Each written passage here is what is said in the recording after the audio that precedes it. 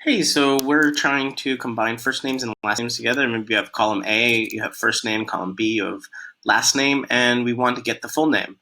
There's two ways to do that, and they have pros and cons for each one. So the simplest way is to do concatenate. You go equal concatenate. Let Google help you out how to spell that. You're going to do A2, comma, then you're going to want to add a space, just quote, space, quote, comma, B2.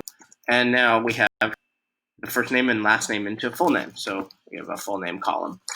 Now what we can do is we want to do that for the entire column, right? We have to copy and paste this all the way down. If we have 100, 200, 5,000 names, this is going to be quite a long time to get this. If we want to just quick and dirty get this done, go ahead and use concatenate for a few.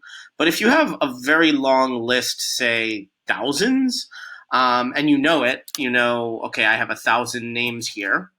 How do we do that? Well, sure, we can Command C this, and then Shift Command and hit the down arrow, and then paste, and great, we have it. But what's going to happen if we have some error? We'll have some errors, or we might not even know we want that yet, and we have to come back every time we add more. Maybe we only have this many, and every time we add more, we have to remember to use this concatenate function down.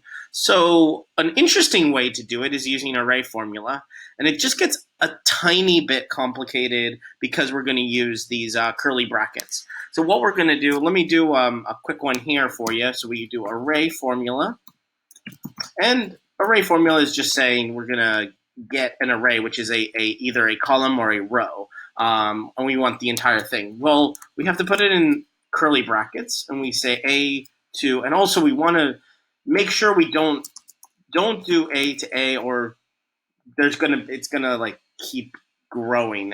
I had a long problem with that, but let's say we want A2. We only want A2 to A100. We want to take that array, and we'll use the ampersand. We'll put the space in between. Then we'll use another ampersand or and then we'll use the next curly bracket will be B2 to B100. Now what that does is it combines exactly the same way as concatenate, but it doesn't use a formula in every single one. So we actually only have the formula up here in this row D2. And we can fix it if, say, we realize, we actually have 500 names. You can go up here and fix that here once. You don't have to copy and paste anything. You just do that, and we have all of this. And what's good about this, too, is it prevents people. So if you have some other people working on this sheet, and they come in here and they somehow delete this or cut it, if they Command X and paste it, and they're like, oh, I don't have anything here, you have to come in and clean this up, right? Well, with this array formula one, you only have to remember that this cell has the array formula in it.